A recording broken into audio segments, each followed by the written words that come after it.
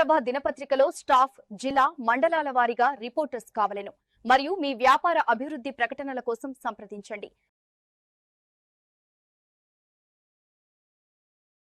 మహబూబాబాద్ జిల్లా తొర్రూరు పట్టణ కేంద్రంలోని స్థానిక డిపో ఆవరణంలో ఆర్టీసీ బీసీ ఉద్యోగుల కమిటీ ఆర్టీసీ రాష్ట్ర బీసీ అధ్యక్ష కార్యదర్శుల ఆదేశానుసారంగా ఆర్టీసీ వరంగల్ రీజనల్ అధ్యక్షుడు Goranakonda Venu, regional working president Bandari Srinivas, Warangal కార్యదర్శి మాదారపు సాంబయ్యలు నూతనంగా కమిటీని ఏకగ్రీవంగా ఎన్నుకోవడం జరిగింది। అధ్యక్షురాలుగా గన్నోజు శ్రీలత, ఉపాధ్యక్షులుగా వద్దెలి యాకయ్య, ప్రధాన కార్యదర్శిగా శనిగరం వెంకన్న, కోశాధికారి కమ్మగాని సంపత్, చీఫ్ అడ్వైజర్ సుధగాని మల్లికార్జున్తో పాటు కమిటీ సభ్యులను ఎన్నుకోవడం జరిగింది। ఈ సంఘం యొక్క ముఖ్య ఉద్దేశం అంటే బీసీ ఉద్యోగులకు జరుగుతున్న ఆర్టీసీలో జరుగుతున్న అన్యాయాలపై పోరాటం చేసి మన హక్కుల సాధన కోసం పోరాటం చేయడానికి ఇక్కడ తొర్రూరు డిపో కమిటీ ఏర్పాటు చేయడానికి మేము ముందుకొచ్చాము। రాష్ట్ర కార్యదర్శి నిరంజన్ సార్ ఆదేశాల మేరకు ఇక్కడ డిపో కమిటీ చేయడానికి రీజనల్ కమిటీ ఆధ్వర్యంలో డిపో కమిటీ చేస్తున్నాం। అలా డిక్లేర్ చేయడం జరిగింది। అధ్యక్షురాలుగా మన గన్ను శ్రీలత, తర్వాత కార్యదర్శి వెంకన్న గారిని ఎన్నుకోవడం జరిగింది కార్యదర్శిగా। అయితే ఇక్కడ ఏంటంటే హక్కుల సాధన కోసం ముందుకెళ్లాలని బీసీ సంఘం యొక్క ముఖ్య ఉద్దేశము కాబట్టి ప్రమోషన్లో రిజర్వేషన్ వెంటనే కల్పించాలని ప్రభుత్వానికి ఈ సందర్భంగా విన్నవిస్తున్నాను। అదేవిధంగా ఆర్టీసీని ప్రభుత్వంలో విలీనం చేయాలని ముఖ్యంగా రేవంత్ రెడ్డి గారికి ప్రభుత్వాన్ని, రేవంత్ రెడ్డి గారి సీఎం గారిని కూడా ప్రత్యేకంగా ఈ సందర్భంగా డిమాండ్ చేస్తూ ఉన్నాం। నా పేరు గొరనకొండ వేణు, వరంగల్ ఉమ్మడి జిల్లా బీసీ సంక్షేమ సంఘం రీజనల్ ప్రెసిడెంట్ను। ఈరోజు ఆర్టీసీ బీసీ ఉద్యోగుల సంక్షేమ సంఘము రాష్ట్ర ప్రధాన కార్యదర్శి అదేవిధంగా అధ్యక్షులు తిరుపతయ్య గారి ఆదేశానుసారం వరంగల్ జిల్లాలో ఉన్నటువంటి తొర్రూరు డిపోలో ఈరోజు నూతన కమిటీ ఎన్నుకోవడం జరిగింది। ఈరోజు తెలంగాణ ఉద్యమం కోసం మరి మేము మా ఉద్యమాన్ని తారాస్థాయికి తీసుకుపోయిన ఘనత మా ఆర్టీసీ కార్మికులకు ప్రపంచ ప్రఖ్యాతిగాంచిన ఈ యొక్క ఆర్టీసీ కార్మికులు మేము ఎదుర్కొన్నటువంటి సమస్యలు ఈరోజు మాకు హామీ ఇచ్చింది।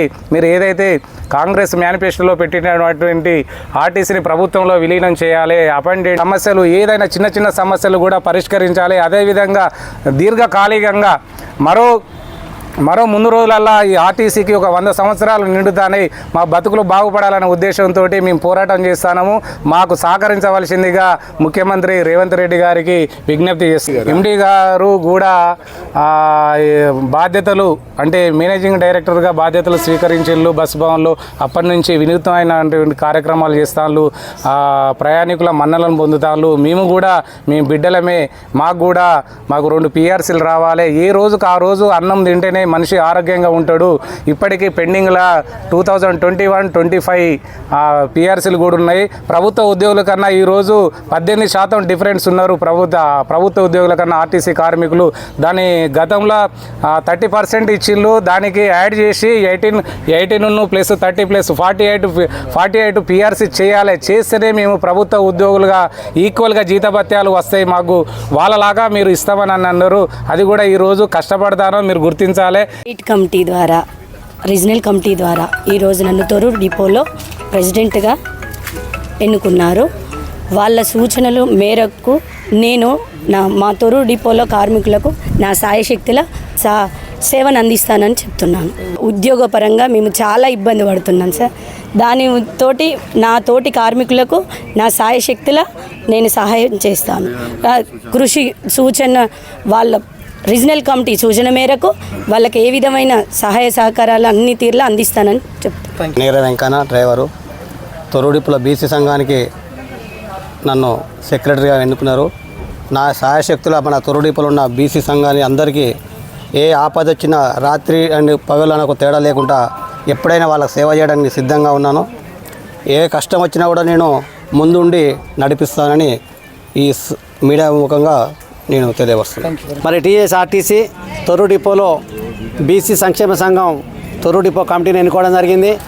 మీ అందరికీ తెలిసిన విషయమే, గత 2019 తర్వాత గత ప్రభుత్వం ఆర్టీసీలో కార్మిక సంఘాలను రద్దు చేయడం జరిగింది।